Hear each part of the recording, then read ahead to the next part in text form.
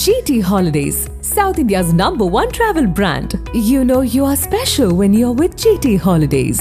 நலம் காக்கும் ஸ்டாலின், உங்கள் குடும்பத்தின் நலன் அரசின் பொறுப்பு. கட்டணமில்லா மருத்துவ சேவைகள். பழைய நகையை கொடுத்து பை டு 11 monthsல அதே அடைக்கு புது நகையை எடுத்துக்கோங்க. எக்ஸ்ட்ராவா ₹1 தர வேண்டாம். Magic volt gold exchange. 30 நாள் சிறைச்சாலையில் யார் இருந்தாலும் பிரதமர் உள்பட பதவியில் நீடிக்க முடியாதுன்னு சொல்றாரு. எந்த புலனாய்வு அமைப்பு எந்த பிரதமர் மீது இதுவரையிலும் எஃப்ஐஆர் போட்டிருக்கு? ஸ்டாலின் எல்லாம் இவங்களால கை வைக்க முடியாது. ஏன்னா இதுவரைக்கும் உச்சநீதிமன்றம் வரை சென்று தீர்ப்பின் மூலமாக திருத்தி எழுதியிருக்கின்ற ஒரே மாநிலம் தமிழ்நாடு. தேர்தல் சமயத்தில் உதயநிதி அவர்களையோ ஸ்டாலின் அவர்களையோ சிறைச்சாலைக்கு அனுப்புவதன் மூலமாக இந்த கட்சியை திகைக்க வைத்து விடலாம் என்றவர்கள் நினைத்துக் கொண்டிருக்கிறார்கள். பேசாத வேர்கள் திமுக எப்பவுமே அடியிலிருந்து நீரை உறிஞ்சி மரத்தை வளர்த்துக்கிட்டே இருக்கும். அந்த வேருக்கு அமிலம் ஊத்துற வேலையை இந்திரா காந்தியாலேயே பண்ண முடியல. 2026 பார்த்துருவோங்கிறாரு. ஏங்க நான் அமித்ஷா வேலையே முடியாதுங்கிற நீங்க இந்த பையனை பத்தி பேசிட்டீங்க. இடி தினம் சுப்ரீம் கோர்ட்ல போய் இந்த வட இந்தியாவெல்லாம் நீங்க போனீங்கன்னா ஏறி போகும்போதே எல்லாம் துப்பி வச்சிருப்பான். அந்த மாதிரி சுப்ரீம் கோர்ட் ஒவ்வொரு நாளும் துப்பி அனுப்புது.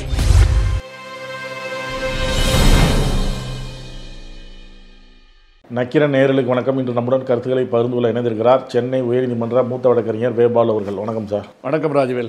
2026 சட்டமன்ற தேர்தல். இந்த தேர்தலில் நாம் எப்படியாவது தமிழகத்தில் நுழையணும், கூட்டணி ஆட்சி அமைச்சிடணும் அப்படின்னு பாஜக தீவிரமாக இருக்குது. அது அந்தளவுக்கு தீவிரமாக இருக்குது அப்படிங்கிறது அமித்ஷா, மோடி இவங்களுடைய பேச்சு, வருகை, இவங்களுடைய செயல்பாடுகள் காட்டுது. 2014 ஒரு தொகுதி வந்தாங்க, பொன் ராதாகிருஷ்ணன் வந்திருந்தார். அதுக்கப்புறம் ஒரு தொகுதியும் வரல. அது 2024 வரல. தொடர்ந்து அவங்க எப்படியாவது நம்ம வரணும், தமிழர் ஒருத்தர் பிரதமராக வரணும் அப்படின்லாம் பேசியிருக்கிறாங்க. அந்த பாராளுமன்ற தேர்தல் அப்படியாவது நமக்கு ஓட்டு வருமா, ஒரு எம்பி வந்துருவாரா அப்படின்லாம் பேசியிருக்காங்க. தொடர்ந்து படையெடுத்துக்கிட்டே இருக்கிறாங்க. மகாபலிபுரம் வந்தார், திருச்சி வந்தார், கன்னியாகுமரி வந்தார் மோடி. அது ஒரு road show, Chennai road show நடத்தினார். இந்த மாதிரி தொடர்ந்து அவருடைய ஒரு பக்கம், இன்னொரு பக்கம் அமித்ஷா இப்போ நேற்று கூட நெல்லையில் பேசியிருக்கிறார். தொடர்ந்து அவங்க தன்னுடைய பலத்தை காட்டிகிட்டே இருக்கிறாங்க. ஆளுமையை மோடியும் அமித்ஷாவும் அவங்க லெவலில் காட்டிகிட்டு இருக்கிறாங்க. இருந்தாலும் தமிழ்நாட்டில் அவங்களால ஒரு கால் வைக்க முடியல. அது அவங்களுடைய தோல்வியா, இல்லை சவாலாக எடுத்துக்கிறாங்களா, இல்லை அவங்க பலமாக இருக்கிறாங்க? தமிழ்நாட்டில் இருக்கிற பாஜக அவங்க அளவுக்கு ஈடு கொடுக்கறது வேலை செஞ்சு, அதாவது தமிழகத்தில் பாஜக ஆட்சிக்கு கொண்டாடுற அளவுக்கு துப்பு இல்லாமல் இருக்கிறாங்களா? இது எப்படி புரிஞ்சுக்கிறது? அதாவது ராஜவேல், தமிழ்நாடு டுட்டோரியல் சென்டர் அதிகமாக உள்ள ஒரு ஊர். 8ஆம் கிளாஸ் 10ஆம் கிளாஸ் எத்தனை வாட்டி ஃபெயில் ஆனாலும் டுட்டோரியல் சென்டரில் போய் பாஸ் ஆகிறதுக்கு நம்ம ஊரில் நிறைய டுட்டோரியல் பயிற்சி நிலையங்கள் இருக்கும். அந்த மாதிரி தொடர்ந்து தேர்தலில் தோல்வியுற்ற மோடி மற்றும் அமித்ஷாக்கள் தமிழ்நாடு ஒரு டுட்டோரியல் சென்டர் மாதிரி வந்துட்டு போகிறாங்க. எத்தனை முறை பாடம் பயின்றாலும், எத்தனை முறை பாடம் கற்றாலும் தமிழர்களுடைய மன உணர்வு என்ன, தமிழர்களுடைய சுயமரியாதை என்ன, தமிழர்களிடம் எப்படி நடந்து கொள்ள வேண்டும், இதையெல்லாம் தெரியாமல் RN ரவி மாதிரி ஒரு கவர்னரை வச்சுக்கிட்டு, நிர்மலா சீதாராமன் மாதிரி தமிழர்கள் மீது எப்பொழுதும் வன்மத்தை கக்கி கொண்டிருக்கின்ற ஒரு அமைச்சரை வைத்துக்கொண்டு, ராஜா போன்ற இழிபிரிவுகளை வைத்துக்கொண்டு தமிழர்களை கேவலமாக பேசுவதையே வழக்கமாக வைத்துக்கொண்டு, எந்த விதமான சம்பந்தமும் இல்லாமல் சந்து முனையெல்லாம் போய் நின்றுட்டு உளறிக்கிட்டு இருக்கிற தமிழிசை மாதிரி ஆளுங்களை வச்சுக்கிட்டு, தமிழ்நாட்டில் பாரதிய ஜனதா கட்சி ஜெயிக்குமான்னு சொன்னால் அவங்களுக்கே அந்த சந்தேகம் இருக்கிறதால தான் கஜினி முகமது படையெடுக்கிற மாதிரி மோடி தொடர்ந்து படையெடுத்துக்கிட்டு இருக்கார். இது நான் ஒரு 10 முறை உதாரணம் சொல்லிட்டேன். பாரத ராஜா படத்தில் முறைப்பொன் கிடைக்கலன்னா எப்படி சுற்றி சுற்றி வருவாங்க, அது போர் அடிக்குது எனக்கே. அதனால் எத்தனை முறை முயன்றாலும் மோடிக்கு தமிழ்நாட்டினுடைய வாசனையை நுகர்வதற்குண்டான காரணங்கள் கிடைக்க போகிறதில்லை. அடிப்படையில் அது நம்ம அரசியலாக பார்க்கணும்னு சொல்லி கேட்டிங்கன்னா, அமித்ஷா நேற்று கூட்டத்தில் பேசியிருக்காரு. மோடி திருக்குறளை பற்றி பேசுகிறாரு, புறநானூறு பற்றி பேசுகிறார். தமிழ் மீது மிகுந்த பற்று கொண்டவர். காசியில் நாங்கள் சங்கமம் நடத்தினோம், கங்கை தண்ணியை கொண்டு நாங்கள் இங்கே கடவுளுக்கு அபிஷேகம் பண்ணோம், கங்கை கொண்ட சோழபுரத்துக்கு வந்தோம் என்று எதை பேசினாலும் மோடி அமித்ஷா சம்பந்தப்பட்ட எல்லா நிகழ்வுகளையும் பாருங்கள். எந்த மாநிலத்திற்கு சென்றாலும் அதன் அடையாளம், கலாச்சாரம் இது சம்பந்தப்பட்ட பேசுகிறத ஒரு முறையாக வழக்கமாக வச்சுருக்காங்க. காசிக்கு போனால் அந்த கோயிலை பற்றி பேசுகிறது, ஒரிசாவுக்கு போனால் ஜெகநாதரை பற்றி பேசுகிறது, அப்புறம் அந்தந்த மாநிலத்துக்கு போனால் அந்த கலாச்சார அடையாளங்களை வைத்து கொண்டு மக்களை ஏமாற்றுவதை ஒரு 24 மணி நேரம் குடிசை தொழிலாக மோடியும் அமித்ஷாவும் செஞ்சிட்டு இருக்காங்க. தமிழில் பேச முடியல. அதுக்கு அதாவது நான் என்ன சொல்கிறேன்னு கேட்டிங்கன்னா, மகாபலிபுரத்துக்கு போனீங்கன்னா அங்கே இருக்கிற பசங்க வந்து 25 லாங்குவேஜ் பேசுவான். அதனால் அவன் மொழி விற்பனர் கிடையாது, பழக்க தோஷத்தில் அவன் பேசுகிறான். அந்த மாதிரி இந்த தமிழ்நாட்டுக்குள்ளே இல்லை, எந்த மாநிலத்துக்கு போனாலும் அந்த மொழியில் 2 வார்த்தையை கத்திட்டு போய் பேசினா உங்களுக்கு வந்து கைத்தட்டல் வரதான் செய்யும். ஆனால் அந்த மாநில மக்களுடைய உணர்வுகளுக்கு நீங்கள் என்ன மதிப்பளிக்கிறீர்கள், அந்த மாநில மக்களை நீங்கள் என்னவாக மதிக்கிறீர்கள்? இப்போ உதாரணமாக எய்ம்ஸுக்கு வந்து செங்கலில் போட்டு ஆரம்பிச்சுட்டு போனீங்க, இத்தனை வருஷம் ஆச்சு, ஏன் வரலன்னு கேட்டால் பதில் இல்லை.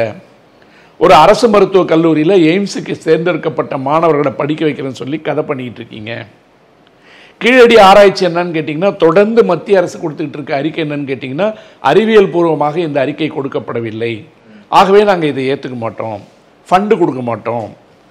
இப்போ ஜிஎஸ்டியினுடைய வரி குறைப்பு இருக்குல்ல, இதை பற்றி பேசிகிட்டு இருக்கிறதுக்கு காரணமே வர தேர்தலில் வந்து இவங்களுக்கு வந்து பெரிய சங்கு இருக்குது. என்னன்னு கேட்டிங்கன்னா, போன தேர்தலே வந்து அறுதி பெரும்பான்மை இல்லை, அடுத்த தேர்தலில் அதை அடிக்கணும்னு தெரிஞ்சு தான் ஜிஎஸ்டிக்கு இப்போ குறைக்கிறதுக்கு முன்னாடி வந்திருக்காங்க. தமிழ்நாட்டை பொறுத்தவரை அமித்ஷா வரும்போது என்ன சொல்கிறாரு, நாங்கள் வந்து இப்போ ஒரு சட்டம் கொண்டு வந்துட்டோம், இந்த சட்டம் கொண்டு வந்ததுக்கு பின்னாடி 30 நாள் சிறைச்சாலையில் யார் இருந்தாலும் பிரதமர் உள்பட பதவியில் நீடிக்க முடியாதுன்னு சொல்கிறார். இந்தியாவில் எந்த புலனாய்வு அமைப்பு எந்த பிரதமர் மீது இதுவரையிலும் எஃப்ஐஆர் போட்டிருக்கு, எந்த பிரதமர் மீது இதுவரையிலும் வழக்கு தாக்கல் செய்யப்பட்டிருக்கிறது? அமைச்சர்கள் மீது வழக்கு தாக்கல் செய்யப்படுது. ஏன்னா உங்ககிட்ட சிபிஐ இருக்குது, இடி இருக்குது. இடி வந்து தினம் வந்து சுப்ரீம் கோர்ட்டில் போய் இந்த வட இந்தியாவெல்லாம் நீங்கள் போனீங்கன்னா ஏறி போகும்போதே படிக்கட்டு கண்ணாடி பாத்ரூமுங்கெல்லாம் இருக்குல்ல, இந்த பான்பராக்கு எச்சில் இல்லாமல் நீங்கள் போக முடியாது, எல்லாம் துப்பி வச்சுருப்பான். அந்த மாதிரி சுப்ரீம் கோர்ட்டு ஒவ்வொரு நாளும் துப்பி அனுப்புது. இடியை வச்சுட்டு நீங்கள் என்ன பண்ணுறீங்க, இடியை வச்சுட்டு என்ன செஞ்சுருக்கீங்க, இது வரைக்கும் எவ்வளோ தண்டனை வாங்கி கொடுத்துருக்கீங்கன்ட்டு டெய்லி பான்பராக்கு எச்சில் மாதிரி துப்பி அனுப்புது இடி மேலே. அதற்கு பின்னாலும் கூட அந்த நடவடிக்கை நீங்கள் நிறுத்தலை. இப்போ ஏற்கனவே மக்கள் பிரதிநிதித்துவ சட்டத்தின்படி ஒருத்தர் சிறைச்சாலைக்கு போனாருன்னு சொன்னால் தேர்தலில் வந்து பங்கெடுக்க முடியாதுன்னு ஒரு சட்டம் ஏற்கனவே இருக்குது. இப்போ இந்த சட்டத்தை எதுக்கு நீங்கள் கொண்டு வரீங்க? என்ன காரணம் கேட்டிங்கன்னா, எல்லா மாநிலங்களிலும் உள்ளே புகுந்து ஊடுருவி அந்த கட்சிகளை சிதைப்பதற்கு, அழிப்பதற்கு, அந்த கலாச்சாரத்தை ஒழிப்பதற்கு நீங்கள் பயன்படுத்துறீங்க. ஊழல் இல்லாத ஆட்சியாக இருக்கணும், நேர்மையானவர்கள் ஆட்சி அதிகாரத்தில் அமரணும். ஊழல் இல்லாத ஆட்சி, ஊழலே இல்லாத ஒரு இடம் சொல்லும்போது நீங்கள் அதிமுகவோட கூட்டு வைக்கலாமா? இதே அமித்ஷா திருவாய் என்ன மலர்ந்தார், இந்தியாவில் மிகப்பெரிய ஊழல் கட்சி வந்து அதிமுகன்னு சொன்னாரா இல்லையா? அந்த அதிமுகவுக்கு தலைவியாக இருந்தது யாரு? ஜெயலலிதா. ஜெயலலிதா எந்த வழக்கின் கீழ் தண்டிக்கப்பட்டார்? சொத்து குவிப்பு வழக்கில் தண்டிக்கப்பட்டதோடு மட்டுமில்லாமல் உச்சநீதிமன்றத்தால் குற்றவாளி என்று அறிவிக்கப்பட்டவர். இறந்து போன காரணத்தால் சிறைச்சாலைக்கு போகாதவர், அபேட்டட். அவங்க அப்பீல் போயிருக்கிறதா சொன்னாங்கல்ல, இதெல்லாம் ஊரை ஏமாத்துறதுக்கு உண்டான. அப்பீல் போகும்போது அதோட தீர்ப்பு வந்ததா? என்னுடைய நிகழ்ச்சியிலே ஒரு 5 முறை 10 முறை நான் சொல்லியிருக்கேன், ஒரு ஊழல் குற்றவாளி உயர்நீதிமன்றத்தினுடைய விடுதலைக்கு பின்னால் உச்சநீதிமன்றத்திற்கு சென்ற பின்னால் அவரோடு இருந்த சசிகலா சிறைக்கு அனுப்பப்பட்டு விட்டார், சுதாகரன் சிறைக்கு அனுப்பப்பட்டு விட்டார், இளவரசி சிறைக்கு அனுப்பப்பட்டு விட்டார். இவர் உயிரோடு இல்லாத காரணத்தால் இவர் குற்றவாளி அல்ல என்று சொல்லப்படவில்லை, அபேட்டட். அந்த வழக்கு என்பது அப்படியே நிறுத்தி வைக்கப்பட்டு விட்டது. ஆனால் ஊழலின் மூலமாக சம்பாதித்த சொத்து, டிஸ்ப்ரப்போர்ஷனேட் அசெட்ஸ் என்று சொல்லப்படுகின்ற சொத்து, கைப்பற்றப்பட்ட சொத்து இருந்தது இல்லை, அது எங்கே இருந்தது? கர்நாடகாவில் வழக்கு நடந்ததால் அந்த நீதிமன்றத்தினுடைய கட்டுப்பாட்டில் இருந்தது. கடந்த முறை 2-3 முறை நிகழ்ச்சியில் சொன்னது, இந்த வாட்டி சொல்றது காரணம் என்னன்னு கேட்டிங்கன்னா, உச்சநீதிமன்றத்தினுடைய நீதியரசர் நாகரத்னா அவர்கள் ஊழல் குற்றவாளி இல்லை என்று ஜெயலலிதாவை சொல்ல முடியாது, அவர் இறந்து போனதால் விடுபட்டவர். ஆகவே அவரால் சம்பாதிக்கப்பட்ட டிஸ்ப்ரப்போர்ஷனேட் அசெட் என்று சொல்லப்படுகின்ற சட்டத்திற்கு விரோதமாக சேர்த்து வைக்கப்பட்ட சொத்துக்கள், கர்நாடக நீதிமன்றத்தில் இருக்கின்ற சொத்துக்கள் தமிழ்நாடு அரசிடம் ஒப்படைக்க வேண்டும்னு சொல்லியிருக்கா இல்லையா? ஒப்படைச்சிருக்கா இல்லையா? எல்லாத்தையும் ஒப்படைக்க சொல்லி உத்தரவு போட்டிருக்கு. அப்படிப்பட்ட ஊழல் பெருச்சாளி ஜெயலலிதாவை தலைவியாக கொண்ட அண்ணா திராவிட முன்னேற்ற கழகம் எப்படி உங்களுக்கு ஊழல் இல்லாத கட்சி? அமித்ஷாவோட ஸ்டேட்மெண்ட்டே இந்தியாவினுடைய மிகப்பெரிய ஊழல் கட்சி சொன்ன நீங்கள் இந்த பக்கம் ஜெயலலிதா படத்தை போட்டுக்கிட்டு இந்த பக்கம் எம்ஜிஆர் படத்தை போட்டுக்கிட்டு ஊழலற்ற ஆட்சி அமைப்புன்னு சொன்னால் எப்படி? இப்போ திமுக மேலே நீங்கள் 1000 ஊழல் குற்றச்சாட்டு சொல்லுங்கள், செந்தில் பாலாஜியை கூட சொல்லுங்கள், செந்தில் பாலாஜி அண்ணா திராவிட முன்னேற்ற கழகத்தில் இருந்தபோது செய்ததாக சொல்லப்பட்ட ஒரு ஊழல். அதுதான் நேற்று அமித்ஷா சொல்கிறார், பொன்முடி பேரெல்லாம் சொல்கிறாரு. செந்தில் பாலாஜி இவங்கெல்லாம் வந்து சிறையில் இருந்துக்கிட்டே அதிகாரத்தில் இருந்திருக்காங்க, இதெல்லாம் தமிழ்நாட்டில் மட்டும்தான் நடக்கும். அதாவது நீங்கள் பிரஃபுல் பட்டேல் மீது சுமத்தப்பட்ட குற்றச்சாட்டுகள் என்ன, அஜித் பவார் மீது சுமத்தப்பட்ட குற்றச்சாட்டுகள் என்ன, சரத்பவார் மீது சுமத்தப்பட்ட குற்றச்சாட்டுகள் என்ன, ஒவ்வொரு மாநிலமாக நீங்கள் போய் பாருங்கள். இப்போ உதாரணத்துக்கு வந்து நீங்கள் ஆந்திரா போனீங்கன்னு வச்சுங்க, சந்திரசேகர் ராவோட பொண்ணு கவிதா இருக்குது. கவிதா மேலே வழக்கு போட்டாங்கல்ல, இந்த மதுபான போட்டாங்கல்ல, அந்த வழக்கு என்னாச்சு? தேர்தல் வரும்போது உள்ளே கொண்டு போய் உட்கார வச்சாங்க, அதுக்கு பிற்பாடு அந்த அம்மா வெளியில் வந்தாங்க.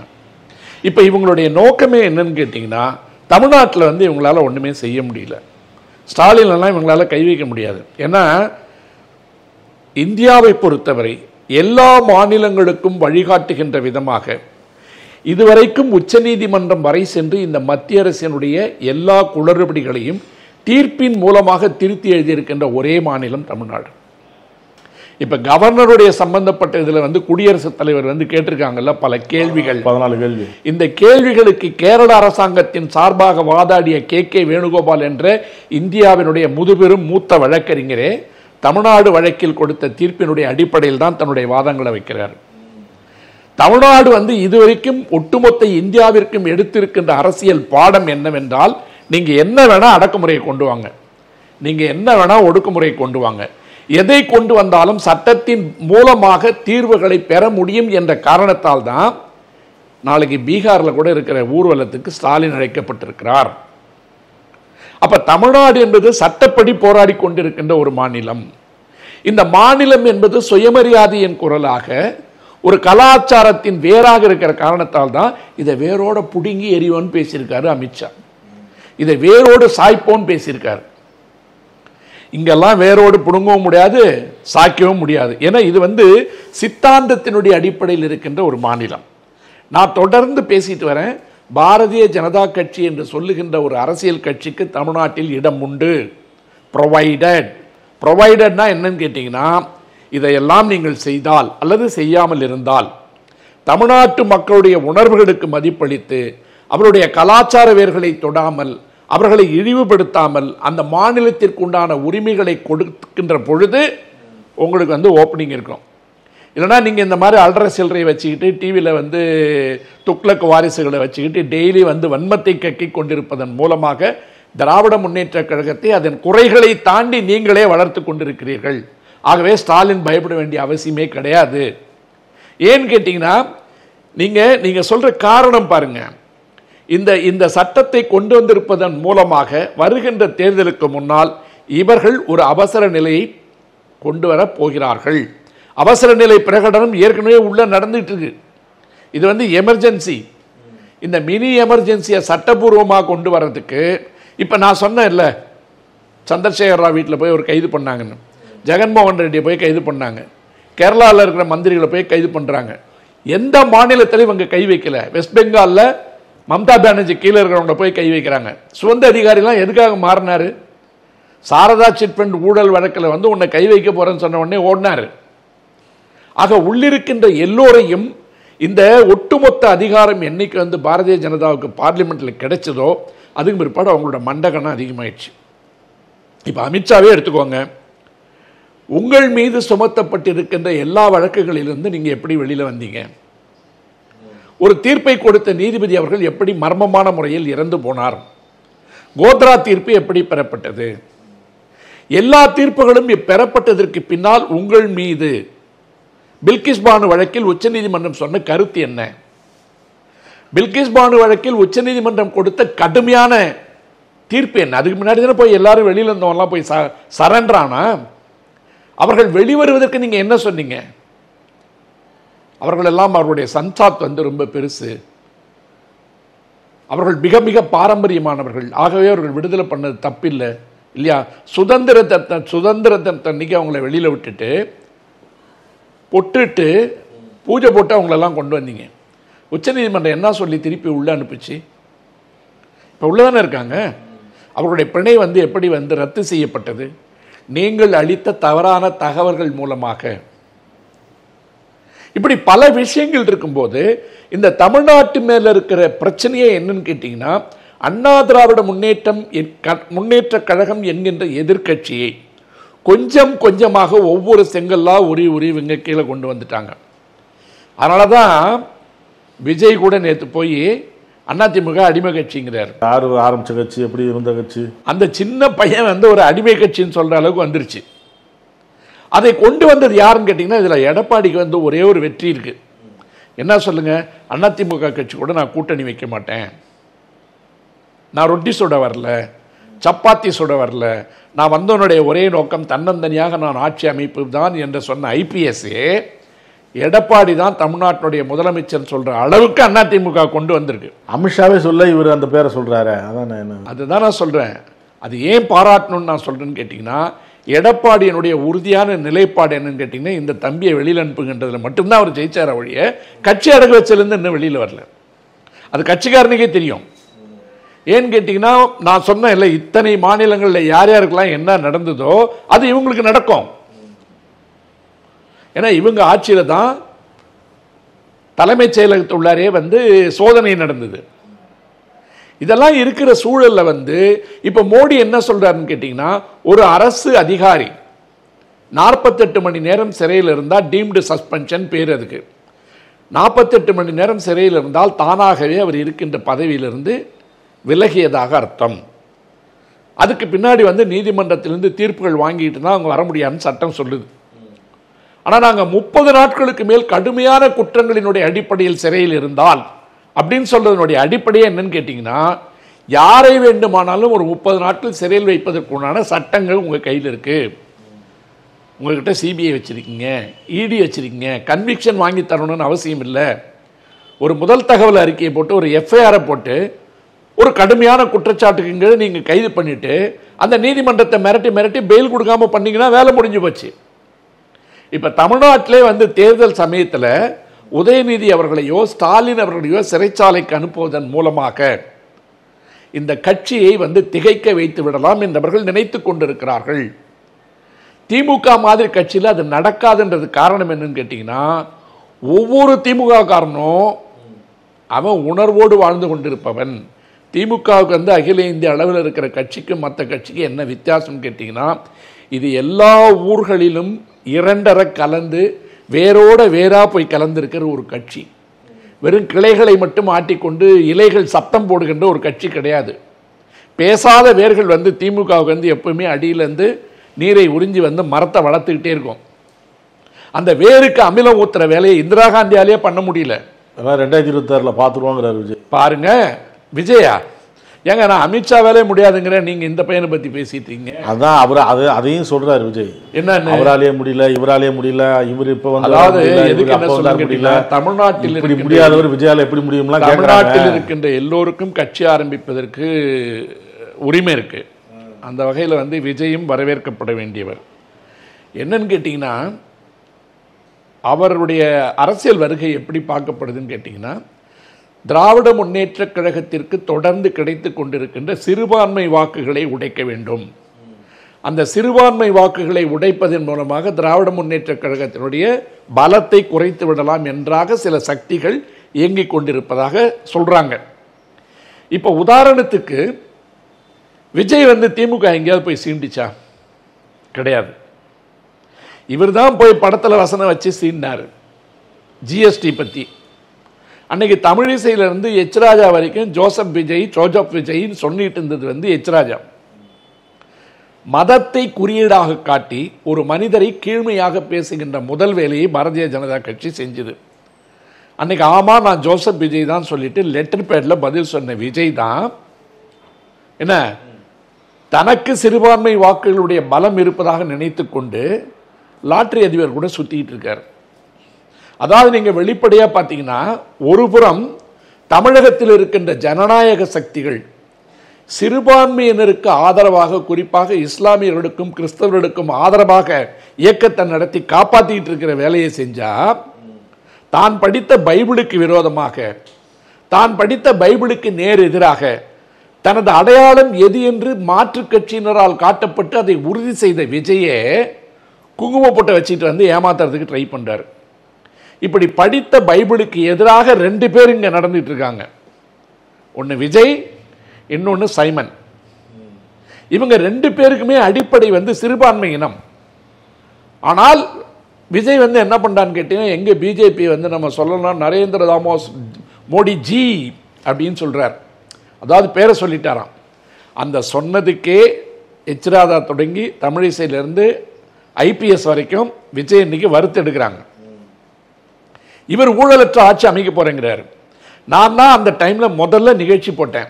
வாங்கிட்டு இந்த காருக்கு வரி கட்ட மாட்டேன்னு சொல்லிட்டு உயர்நீதிமன்றத்தில் போய் வழக்கு போட்டு மிக கடுமையான வார்த்தைகளோடு விமர்சிக்கப்பட்ட ஒரு தீர்ப்பிற்கு பின்னால் வரியை கட்டிட்டு அந்த தீர்ப்பில் இருக்கின்ற கடுமையான வாசகங்களை நீக்கணும்னு டு எக்ஸ்பெண்ட் த ரிமார்க்ஸ்ன்னு சொல்லுவோம்.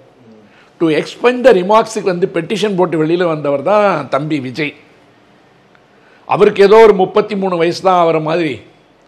அவர் படிய இளைஞர் நினச்சிக்கிட்டு 51 வயசாகுது, நீயே 20 ஸ்பெயினுக்கு அங்கிள் தான். ஒரு மரபுகள் தெரியாமல், நாகரிகம் இல்லாமல், முட்டாள்தனமாக கேவலமான வார்த்தைகளை பேசுவதன் மூலம் தனது தரத்தை அவர் கீழிறக்கி கொண்டு விட்டார். இப்போ ப்ரோன்னு ஒரு வார்த்தை இருக்கு. அந்த ப்ரோன்ற வார்த்தை 1500களுக்கு முன்னாடியே பயன்பாட்டுக்கு வந்துருச்சு. அது ஒண்ணுமே இல்லை, பிரதர் என்பதனுடைய ஒரு சுருக்கம். அந்த பிரதர் என்பதனுடைய சுருக்கமே என்னன்னு கேட்டீங்கன்னா, ஒருவனை நெருங்கிய தோழனாக, நீ என்னோடு சேர்ந்தவன், நீயும் நானும் களத்தில் ஒன்றாக நிற்க வேண்டும் என்ற நினைப்பு இருப்பவர்களுக்காக அதிகம் பயன்படுத்தப்பட்ட ஒரு வார்த்தை. இந்த ஆப்ரோ அமெரிக்கன்ஸ் சொல்றாங்க இல்லையா, அமெரிக்காவில் இருக்கின்ற கருப்பின தோழர்கள் ஒடுக்கப்படுவதன் விளைவாக அந்த சகோதரத்துவம் ஒன்றாக இருக்க வேண்டும் என்பதற்காக அவன் தான் அதிகமாக அந்த ப்ரோன்ற வார்த்தையை பயன்படுத்துவான். அந்த ப்ரோன்ற வார்த்தை 1500களுக்கு முன்னாலேயே பல கதைகளில் மட்டுமில்லை, அது ஒரு இயக்கமாக இருந்தது. அப்படி பயன்படுத்தப்பட்டு கொண்டிருந்த ஒன்று இந்த ஹிப்ஹாப் கல்ச்சர்னு சொல்றான் இல்ல, ஹிப்ஹாப் கல்ச்சர்லாம் இந்த ப்ரோன்றது வரும். அது எப்படின்னு கேட்டீங்கன்னா, நீ என்னுடைய சக தோழன், என் சகோதரன் அப்படின்னு சொல்வதற்கு உண்டான ஒரு வார்த்தை. பிரதர் என்பது சாதாரண வார்த்தை தான். ஆனா நம்ம எப்படி பிரதர்ஹுட்னு சொல்றோம், சகோதரத்துவம் அப்படின்னு சொல்றேன் இல்லையா, அந்த நெருக்கத்தை காண்பிப்பதற்காக கொண்டு வரப்பட்ட ஒரு வார்த்தை. அந்த வார்த்தைக்கு பின்னாடி ஒடுக்குமுறையினுடைய, அடக்குமுறையினுடைய எதிர்த்து வருகின்ற போராட்டத்தினுடைய வெளிப்பாடு அதில் பல பாடல்கள் இருக்கு, பல போராட்டங்கள் இருக்கு. பிளாக் லைவ் மேட்டர்ஸ் சொல்லிட்டு ஒரு இயக்கம் இருக்கு, தெரியும் இல்லையா? கருப்பர்களுக்கு எதிரான அடக்குமுறைகளுக்கு, ஒடுக்குமுறைகளுக்கு எதிராக உலகத்தில் எங்க விளையாட்டு போட்டிகள் நடந்தாலும் முட்டிக்கால மலைக்கு போட்டுக்கிட்டு பிளாக் லைவ் மேட்டர்ஸ் சொல்லிட்டு ஒரு பெரிய உறுதிமொழி எடுத்துக்கிட்டு தான் விளையாட்டு வீரர்கள் தொடங்குவாங்க. அப்படி ப்ரோ என்று சொல்லப்படுகின்ற ஒரு வார்த்தையை இவர் this is wrong bro, this is very wrong ப்ரோன்னு போன கூட்டத்தில் பேசினார். இது சினிமாவில் எழுதி கொடுக்குற வசனம். அந்த வார்த்தை என்பது ஒரு ஒடுக்கப்பட்டவர்களுக்கு சொன்னேன்ல, தமிழில் எத்தனை அழகான அதற்கு நேரடியான ஒரு வார்த்தை இருக்கு. பிரதர் என்று சொல்வதற்கு உண்டான நேரடி வார்த்தை தான் உடன்பிறப்பே என்பது. இந்த உடன்பிறப்பே என்று சொல்லுகின்ற வாசகத்தை 50-60 வருடங்களாக திராவிட இயக்கத்தில், குறிப்பாக திராவிட முன்னேற்ற கழகம் தான் பயன்படுத்திட்டு வருது. உடன்பிறப்பே என்ற வார்த்தை தான் அந்த ப்ரோ. உடன்பிறப்பே என்று சொல்லுகின்ற பொழுது திராவிட முன்னேற்ற கழகத்தில் இருப்பவனுக்கு என்ன உச்சம் அடைகிறானோ அந்த வார்த்தையை நீங்கள் ஆங்கிலத்தில் சொல்லி பார்க்குறீங்க. என்ன ஒன்றே எனக்கு இதில் மிகப்பெரிய சந்தோஷம் கேட்டிங்கன்னா, இந்த ஓலா ஊபர் டிரைவருங்க, ஸ்விக்கி ஜொமேட்டோ, அந்த ஐடி பசங்க எல்லாம் ரொம்ப நாள் வரைக்கும் ஜி ஜி ஜின்னு இருந்தானுங்க. அதை சொல்ல சொல்ல என் மேலெல்லாம் கம்பளி பூச்சி ஊடுற மாதிரி இருக்கும். இப்போ அதுலேருந்து மாறி இந்த ப்ரோவுக்கு மாறி இருக்கு. இது விஜய் மாதிரி ஆட்கள் உடனே ஒரு மாநிலத்தினுடைய முதல்வரை பார்த்து அங்கிள் அங்கிள் என்று சொல்வது மிக கேவலமான, ஒரு தராதரம் இல்லாமல், தான் இன்னும் வளரவில்லை என்பதை அவரே நின்று நிரூபித்த தருணம் இது. இது மிகப்பெரிய இழிவு. நரேந்திர மோடியை தாமோதர மோடி என்று சொன்னதனுடைய விளைவு பிஜேபி ஒரு பக்கம் அட்டாக் பண்ணுது. இந்த பக்கம் இப்படி சொன்னதால, எடப்பாடியை போய் அடிமை கட்சின்னு சொன்னதால அதிமுக அட்டாக் பண்ணுது. திமுக இதை கண்டுகொள்ள வேண்டிய அவசியமே கிடையாது. ஏனென்றால் தன்னுடைய தரம் என்ன என்பதை அந்த மனுஷன் அந்த இடத்துல நிரூபிச்சிட்டார். உனக்கே 51 வயசு ஆகுது, 17-18 வயசு பொண்ணுங்கள்லாம் நீங்கள் ஹீரோயினா சேர்த்துக்கிட்டு இருக்கும்போது அது என்ன அங்கிள் தான் கூப்பிட்டு போவோம். என்ன அங்கிள்னு கூப்பிட்டா என்ன தப்பு? ஒன்றும் தப்பு இல்லை. ஆனால் உனக்கு இருக்கிற திமிர், அந்த கூட்டத்தை பார்த்த உடனே வருகின்ற ஆணவம், ஒரு சபை நாகரிகம் தெரியாமல், மரியாதை தெரியாமல் பேசுகின்ற ஒரு நபரிடம் ஒரு அரசியல் இயக்கமோ அல்லது ஆட்சியோ சென்றால் என்ன ஆகும் என்பதற்கு நேற்று நடந்தது தான் உதாரணம். அவர் விட்டுருங்க, தனியாக பேசுவோம். ஏன் இதை சொல்கிறேன்னா, இந்த கடுமையான விமர்சனத்தை மட்டும்தான் நான் வைக்கணும்னு நினைக்கிறேன். மற்றபடி நீங்கள் முட்டுங்க, மோதுங்க, நீங்கள் வளருங்க, வெளியில் வாங்க, உங்களை நீங்கள் நிரூபிங்க. எல்லாரும் எம்ஜிஆர் முடியாது. அவர் சொல்கிற மாதிரி சினிமாவில் இருக்கின்ற எல்லோரும் முட்டாள்களும் அல்ல, அரசியலில் இருக்கின்ற எல்லோரும் அறிவாளிகளும் இல்லைன்னு சொல்கிறார். ஆனால் தன்னை அறிவாளியாக என்று இவர் நினைத்து கொண்டிருப்பார் என்று சொன்னால், நேற்றைய செயலின் மூலமாக தன்னை ஒரு அடிமுட்டால் நிரூபிச்சிருக்கார். இது மனித நாகரிகம் இல்லாத ஒன்று. யாருக்கும் இவ்வளோ வாய்க்கொழுப்பு இருக்கக்கூடாது.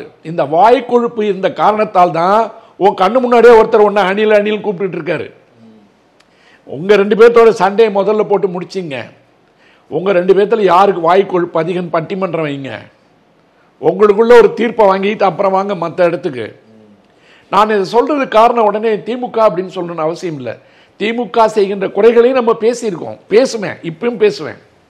ஆனால் ஒரு மனிதரை, ஆட்சியில் இருக்கின்ற ஒரு முதல்வரை ஒரு தரக்குறைவாகவும் சபை நாகரிகம் தெரியாமலும் உணர்கின்ற அளவிற்கு எழுதி கொடுக்கின்ற வசனத்தை பேசுகின்ற ஒரு நடிகனாகவே இன்னும் நின்று கொண்டிருக்கின்ற ஒருவருக்கு அரசியலில் நுழைவதற்குண்டான அடிப்படை தகுதியோ தரமோ இன்னும் வரவில்லை.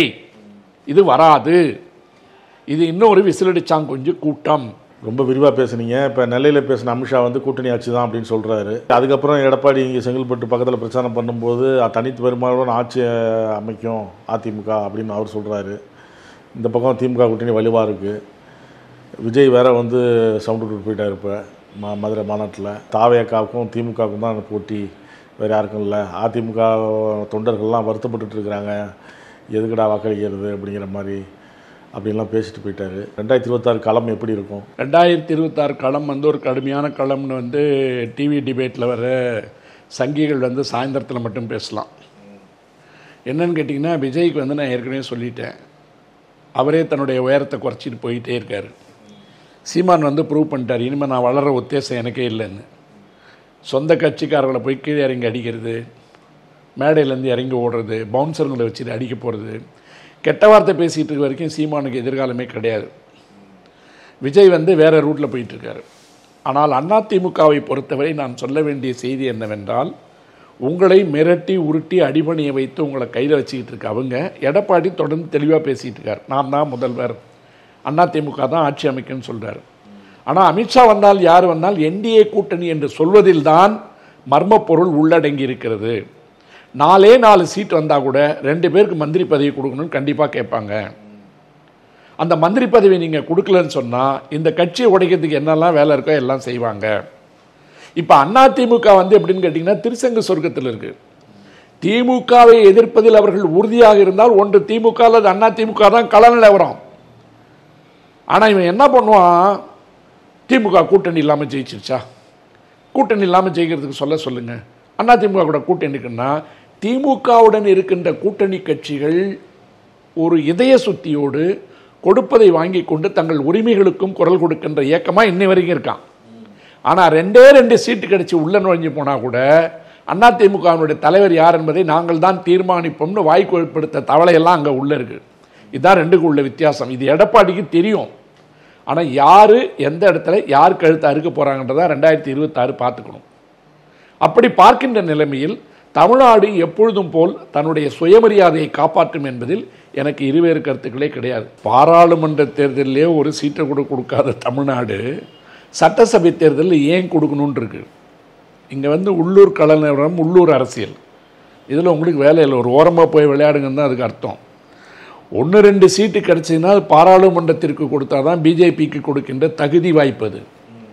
தமிழ்நாட்டில் வந்து தடுக்கில் பூந்தோம், கோலத்தில் பூந்தோம், உள்ள நுழைவோம் அப்படின்னு சொல்லி அதிமுக மிரட்டி நுழைஞ்சி 5 எம்எல்ஏ சீட்டு வாங்கினாலும் கூட அது உங்களுடைய வெற்றி அல்ல, அது பாரதிய ஜனதா கட்சியினுடைய வெற்றி அல்ல. நீங்கள் பாருங்களேன், விஜய் வந்து திமுக தான் எனக்கு எதிரிங்கிறாரு, சீமான் வந்து எனக்கு எதிரி திமுக தான்ன்றாரு. ஒன்றுமே இல்லாத பிஜேபி என்ன சொல்லுது, திமுக தான் எதிரிக்குது. ஆனால் திமுகவை எதிரி என்று சொல்ல வேண்டிய அதிமுக என்ன செய்யுதுன்னு தெரியாமல் முழிச்சிட்டு இருக்கு. அந்த அளவிற்கு பாரதிய ஜனதா அதிமுகவை மிரட்டி வைத்திருக்கிறது. இதுக்கு மக்கள் தகுந்த பாடம் கொடுப்பாங்க. கருத்துக்களை பகிர்ந்து கொண்டதற்கு நன்றி. வணக்கம். வாழ்க தமிழ்நாடு. நக்கீரன் டிவிக்கு சப்ஸ்கிரைப் செய்யுங்கள். உங்கள் ஆதரவே எங்கள் பலம். ஆசிரியர்களுக்கு நண்பனாகவும் மாணவர்களுக்கு ஆசானாகவும் திகழும் தேர்வு வழிகாட்டி. ஒவ்வொரு பாடத்திற்கும் அனுபவமிக்க ஆசிரியர்களின் துல்லியமான தெளிவான விடைகள். CNC இருக்கு, தேர்வு பயம் எதற்கு? இது தீரன் பப்ளிஷிங் ஹவுஸ் விற்பனை வெளியீடு.